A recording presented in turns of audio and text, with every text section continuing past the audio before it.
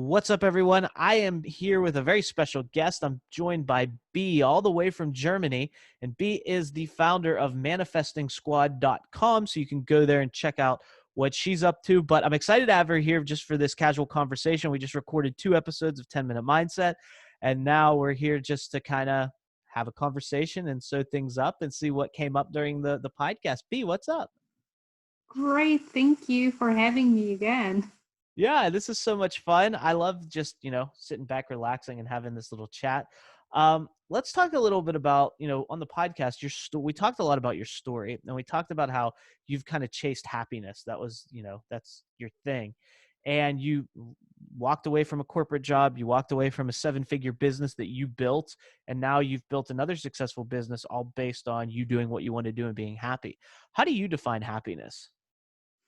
Happiness is, I think it's just a feeling of feeling good, right? When you wake up, you're excited about the day, you just feel joy, love, happiness. So you more often live these good emotions or high vibrations um, than lower vibrations such as fear or desperation or yeah, just living in a having a good emotional home that you come back to.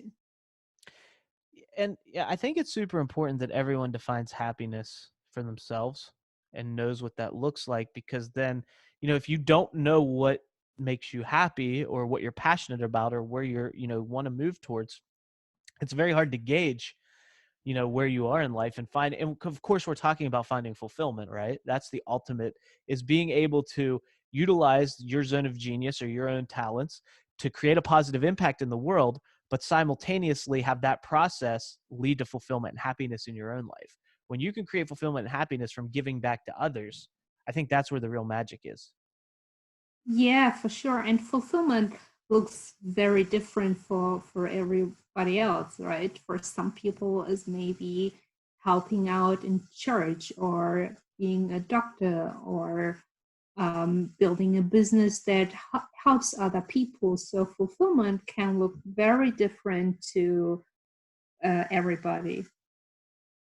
What excites you? Like, what gets you out of bed in the morning? I really love to grow. So I love to read books and I love to help other people to grow. So I'm all about growth somehow. I've always been about growth since I was a little child. Um, and that's something that really, really excites me and gives me fulfillment. How do you not let growth get in the way, though? Like, and here's what I mean by that. And I know you just see I see you thinking. I know a lot of people, and I did this in the past as well, to where you almost get addicted to it.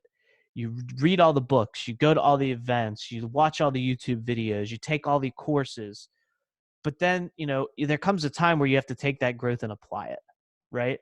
So how do you not become addicted to growth to the point where there's no application? It's just growth for growth's sake, because that can feel really good too. But how do you get yourself to actually go, I have to apply this, I have to use it, I have to create these results? So I used to be like that when I was younger. Even as a teenager, I would always hang out in the library and read books and so on. And then I realized, okay, I just do what you explain. I just get in all this information, but information is just potential power. Application is the real power. And what I do now is I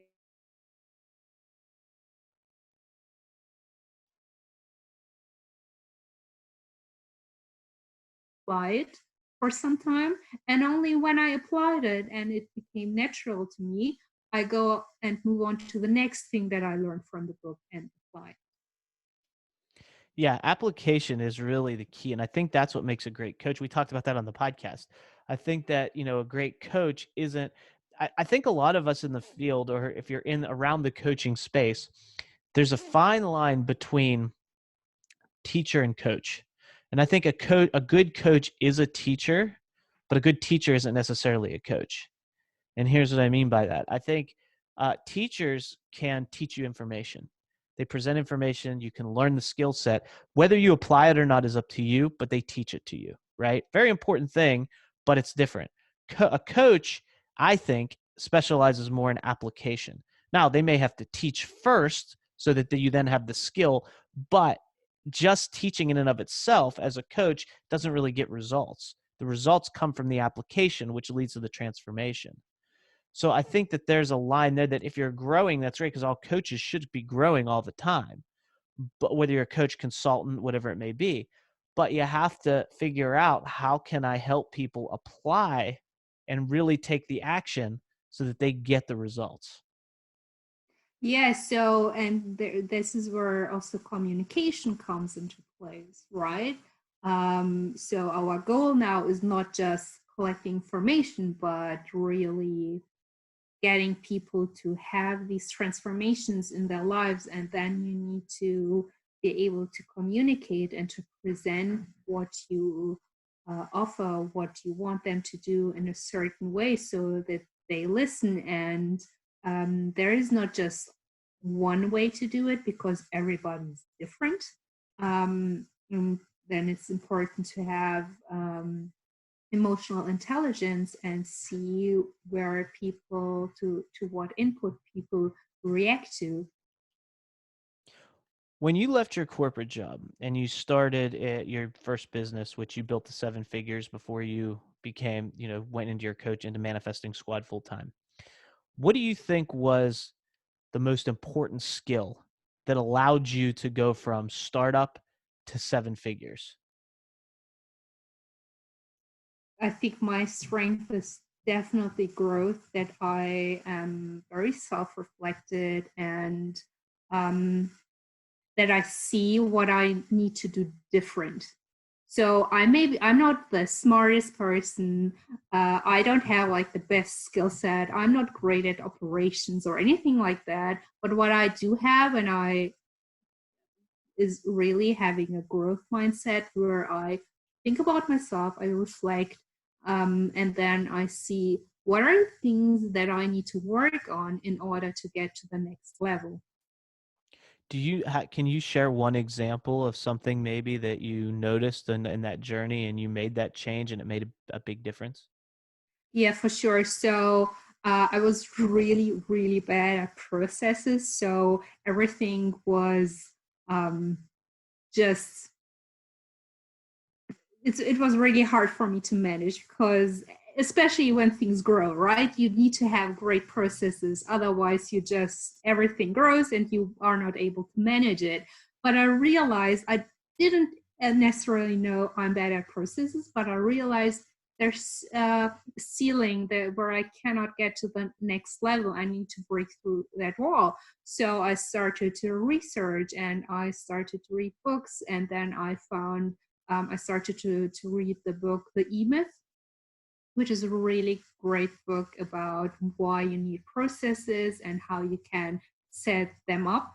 And after like applying them for a couple of weeks and months and growing in that direction, I was able to just lean back and have like the operational stuff that I used to do to hire people and give them everything. And I have great training in place, so I could train people within a week who came into the company. That's definitely growth there because you need systems and processes. I mean, you can't get to a 7 figure business like you had without systems and processes. It's just not going to happen. What are some of the things now that you started the 7 figure business, you left that, now you're doing your coaching, which you're building very rapidly. What are some of the things now that you get to do in your current business that you didn't get to do in your last business that kind of make that difference you just kind of like reinforce to you why you made that pivot? So it's the work that I do, the coaching work. So I didn't do any coaching work before, right? So that's a very big shift for me, where now I have clients that I work one-on-one, and that is my product now. Before, my product were books and information, but it was not transformation, and I'm more interested in that and really working with people one on one, and that's something that really brings me a lot of joy. And I think that kind of sums it up. It brings the things that bring you a lot of joy are the things you get to do the most of now. And I think that's a big difference. And it takes a lot of you said emotional intelligence. It takes a lot of emotional intelligence and a lot of self-awareness to be able to walk away from a seven-figure business and be able to pursue something out of happiness, and to know that, through that you can generate the results to allow you to live the life you want to live, and to have that courage and that confidence and that faith. I think it takes an element of faith, is something that's pretty remarkable. So thank you for sharing your story on the podcast and having this conversation.